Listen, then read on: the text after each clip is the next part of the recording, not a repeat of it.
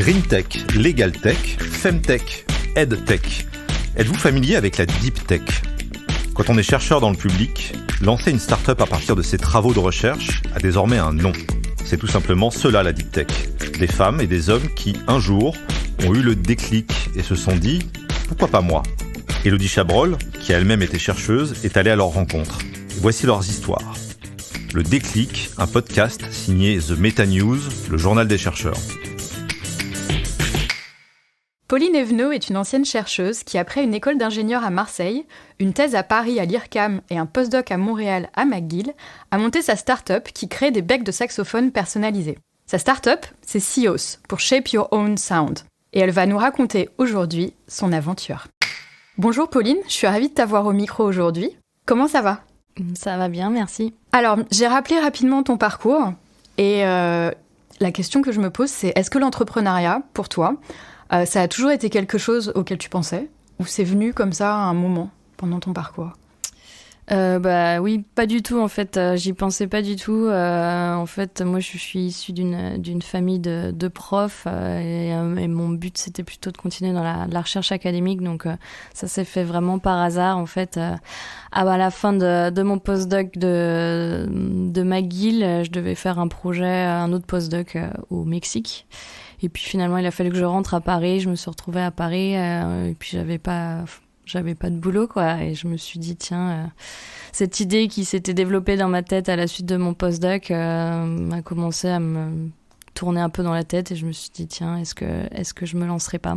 Et du coup, cette idée, elle est venue au moment de ton postdoc ? C'était sur quelque chose sur lequel tu travaillais déjà ? Ouais, en fait, le sujet de mon postdoc, c'était vraiment sur les becs de saxophone. On faisait des simulations acoustiques des becs pour essayer de comprendre le lien entre la géométrie du bec et le son de l'instrument, ses paramètres de jeu. Et donc, à un moment, on a décidé d'imprimer les becs en 3D pour pouvoir les faire tester à des musiciens et plusieurs musiciens qui ont testé m'ont dit « Ah, mais c'est cool, où est-ce qu'on peut acheter ça ?» Et du coup, je me suis dit « Tiens, c'est marrant, il y a des gens qui veulent acheter un peu le résultat de mes recherches. » Donc, j'étais un peu surprise au début, puis finalement, c'est un peu resté. Ouais. Et du coup, quel a été le déclic pour te lancer ? Le vrai déclic, je pense, c'est quand je suis rentrée en France et qu'il y a une grosse entreprise de fabrication d'instruments de musique qui m'avait contacté, leur ingénieur R&D m'avait contacté pour me dire « Ah, mais est-ce que tu veux pas venir bosser chez nous ?» Et donc, je m'étais dit « Ah bah chouette, c'est exactement ça que je veux faire » parce que moi, je voulais vraiment continuer dans la fabrication des instruments de musique. Et c'est vrai que je me posais déjà la question de savoir si je voulais vraiment continuer dans la recherche académique ou si je voulais faire quelque chose d'un peu plus appliqué.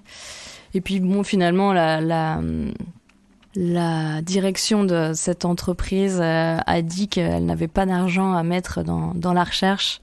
Et là, ça a vraiment été le déclic, parce que je me suis dit, si je veux faire avancer la recherche, faire des nouveaux produits dans ce monde un peu vieillot qu'est le monde de la facture instrumentale, en fait, il faudrait sûrement que je le fasse moi-même. Donc voilà, c'est comme ça que je me suis lancée. Te dire, si personne le fait, je le fais moi, quoi. C'est ça. Et comment, donc tu as un associé ? Oui. Comment est-ce que tu l'as rencontré ? L'histoire l'histoire est marrante.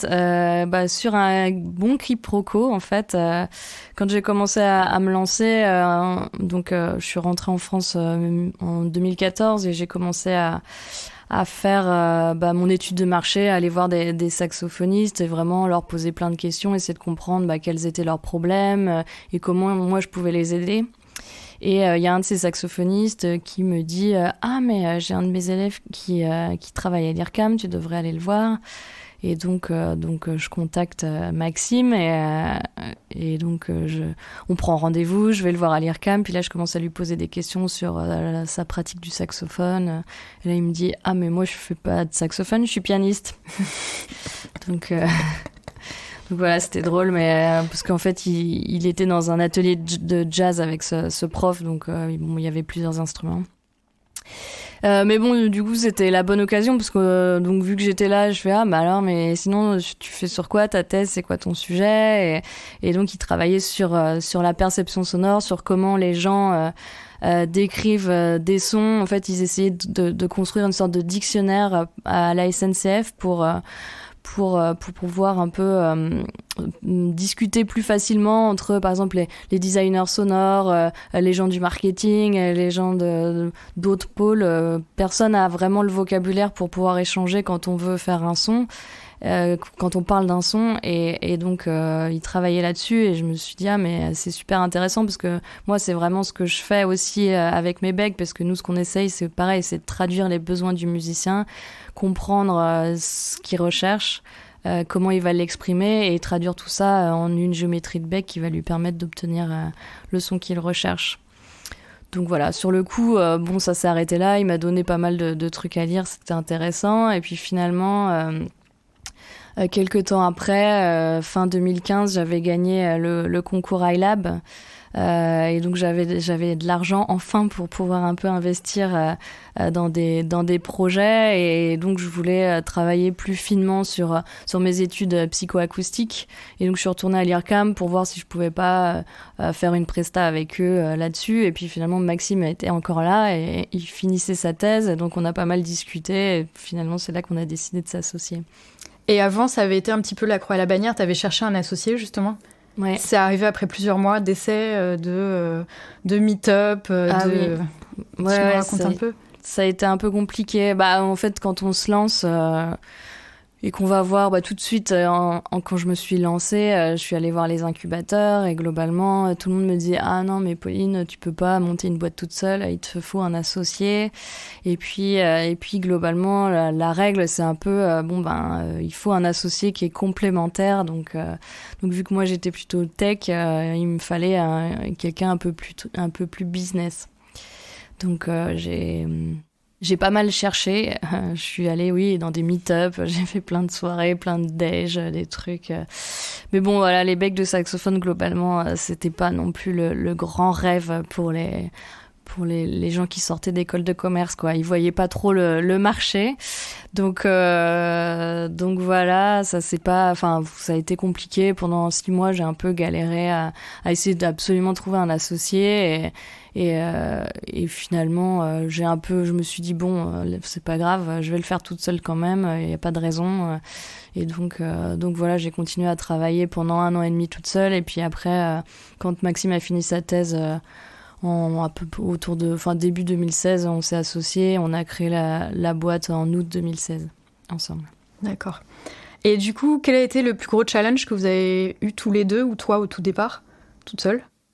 Moi, au tout départ, toute seule, c'était effectivement de donner un peu de la crédibilité au projet et essayer de trouver un associé. Ce qui n'a pas marché, mais voilà, après, j'ai décidé d'apprendre un peu les choses moi-même. J'ai fait moi-même les prototypes. J'ai appris à utiliser tous les logiciels de design 3D, de CAO. J'ai fait mes premiers prototypes, tout ça. Et puis finalement, ça s'est plutôt bien passé. Après, ensemble... déjà le fait de s'associer avec quelqu'un qu'on connaît pas, en fait, je pense que ça c'est un bon challenge aussi. On a eu de la chance de pouvoir à ce moment-là être accepté au NUMA, qui était un accélérateur à Paris. C'était vraiment 4 mois intenses, mais c'était vraiment intéressant parce qu'on s'est associés. Alors normalement, ils prenaient que des associés qui se connaissaient depuis longtemps. Ça, on leur avait fait un peu croire que c'était le cas. Même si ça l'était pas, mais ils s'en sont pas trop rendus compte, je crois, ça va.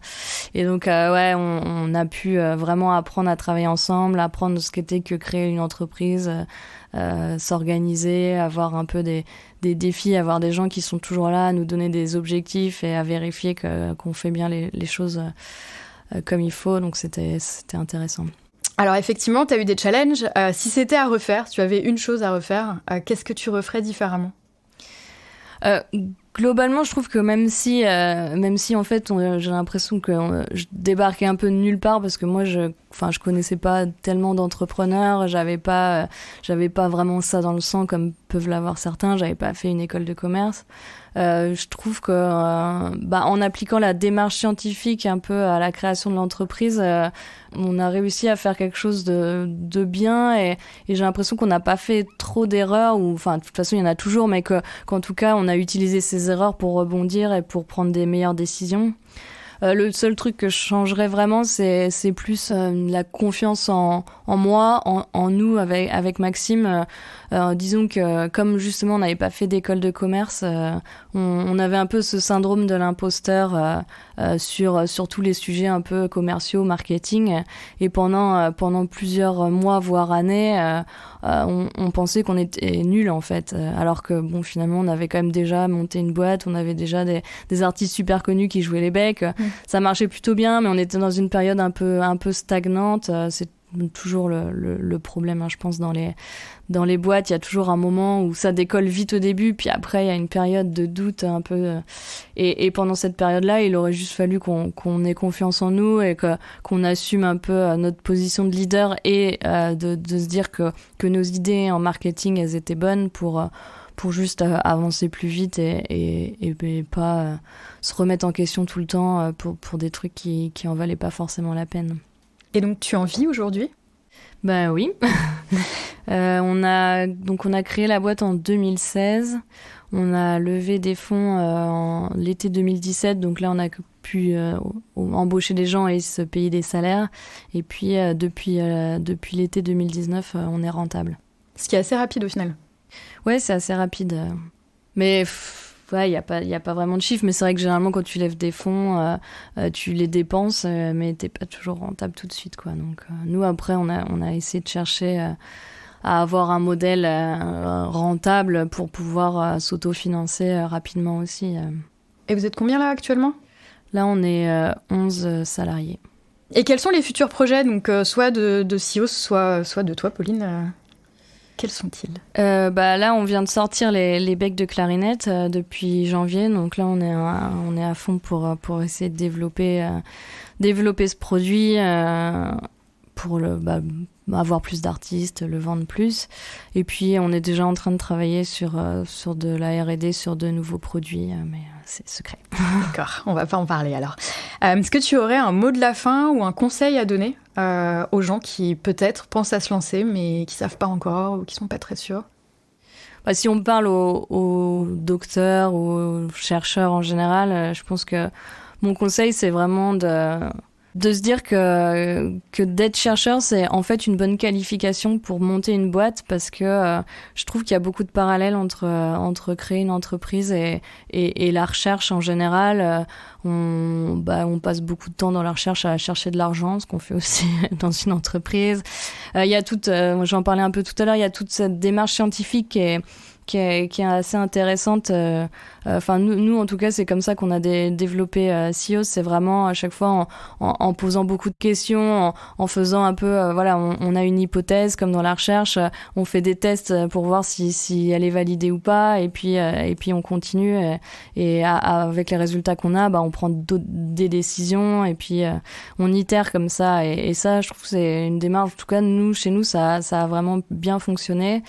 Et je pense que du coup, en tant que chercheur, c'est un profil intéressant pour être vraiment carré là-dessus et développer son produit. Et globalement, je vois autour de moi pas mal de belles success stories d'anciens collègues qui ont des boîtes qui fonctionnent bien. Et puis il faut savoir que la France, même si des fois on peut être un peu critique, c'est quand même un pays super intéressant pour entreprendre quand on fait de la recherche, parce que y a quand même beaucoup d'aides qui sont apportées, que ce soit le crédit d'impôt recherche ou des concours de la BPI. Nous, par exemple, on a pu développer nos becs de clarinette grâce au concours d'innovation numérique qu'on a gagné il y a 2 ans. Donc c'est des choses qui sont intéressantes. Eh bien, merci Pauline de nous avoir raconté ton aventure. Merci à vous pour l'invitation. Et on va finir avec du son. Donc, est-ce que tu peux nous raconter en 2 mots ce qu'on va entendre juste après ? On va entendre la fin d'une chanson de Tomate Pourquerie, qui est un des tout premiers artistes à avoir fait confiance en SIOS.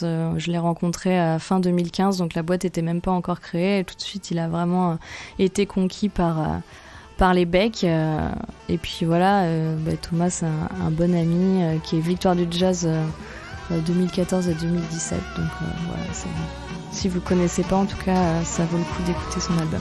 Et on vous quitte en écoutant ça.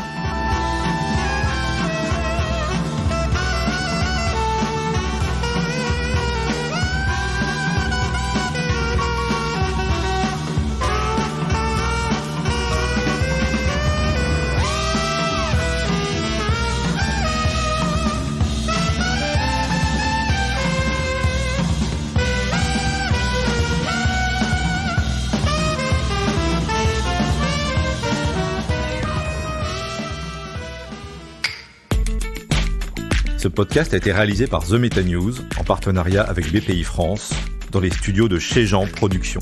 À très bientôt pour un nouvel épisode. Si vous nous aimez, notez-nous sur votre plateforme d'écoute préférée.